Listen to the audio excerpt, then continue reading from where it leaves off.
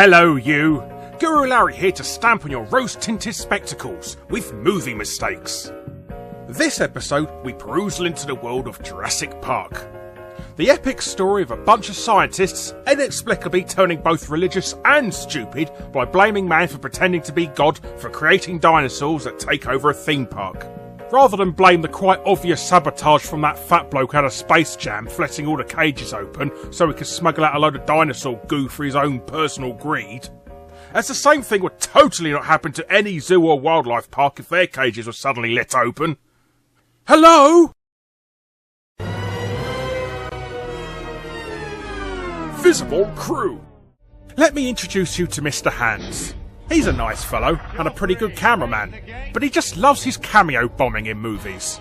Just like in this opening scene, poor old Joffrey here is about to get knocked off the Raptor cage, but Mr. Hands comes to the rescue to save the precious early 90s camera.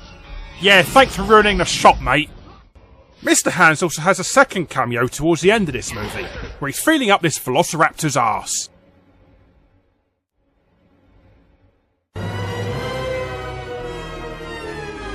Magic Dick! After somehow miraculously surviving a Nazi execution and the Great Escape, Dickie Attenborough has some other tricks up his sleeve. I really hate that man. First of all, the trailer he's commandeered has a magic door. As in this scene, when Dr. Grant opens the door from the outside, the hinges are on the right-hand side. But when he steps in, lo and behold, they've magically jumped over to the left. But not only that, moments later, Dickie decides to show off his magic colour-changing towel too. In this shot, he's cleaning a glass with a white towel, and now it's pink. Bravo, Dick! Bravo!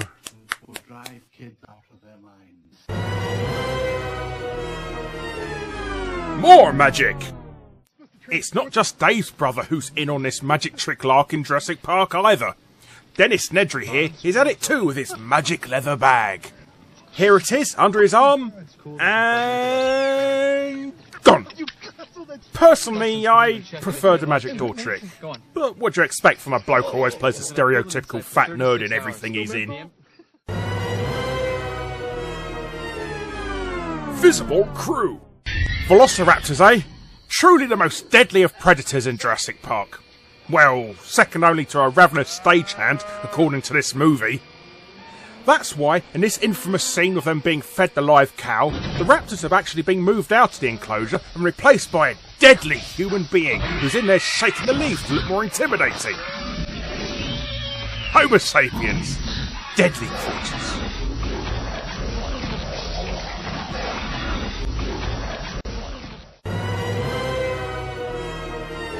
Spelling mistakes.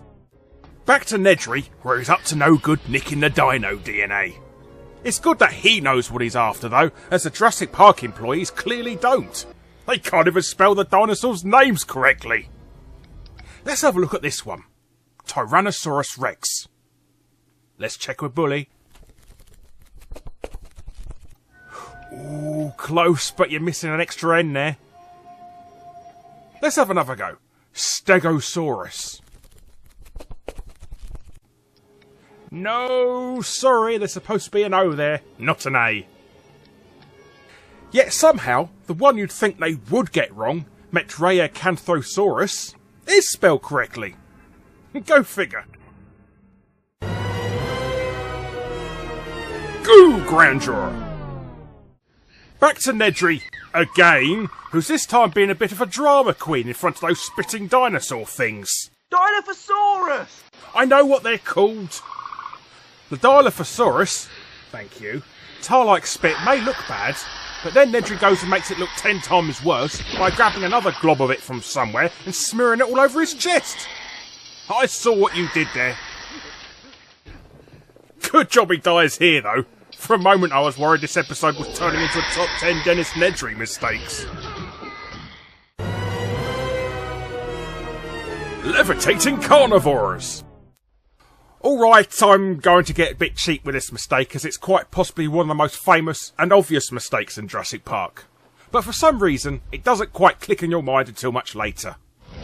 In this scene where we are introduced to the T-Rex, she easily walks through the barricades, indicating they're on the same level as her. Yet, in the same scene later on, you can quite clearly see that the enclosure is on the edge of a cliff. How does that work then? So big props to Mr. Spielberg there, for teaching the world that T-Rexes can fly. Teasing the T-Rex. That Timmy may come across all sweet and innocent, but this scene proves that he deserved everything he got teasing a poor T-Rex like that. As in this scene, where the lawyer jumps out of the car for a nice relaxing poo, he leaves the door wide open. That rain is going to ruin the upholstery though. Cut to this angle, the door is now closed. But now the T-Rex is approaching the kids, Timmy's going to open the door again and is starting to close it. Now you can't complain about being attacked by dinosaurs if you're just teasing them. Ford Explorer doors to a T-Rex are like red flags to a bull. Stupid kid.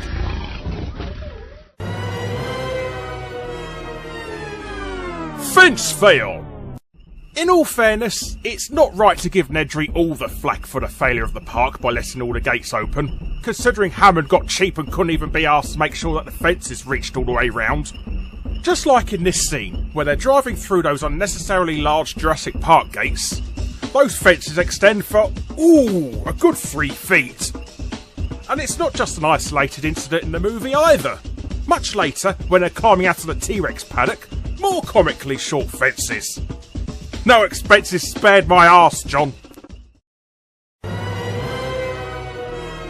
Invisible Raptor.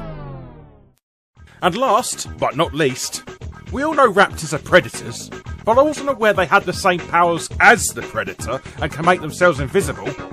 As in this scene at the end of the movie, where the T-Rex grabs hold of one and is about to throw it into the skeleton, for one frame, the raptor disappears. I know CG was expensive in 1993, but was there a way around the cost of doing sleight of hand in frames? But it's just one more magic trick in the world of Jurassic Park.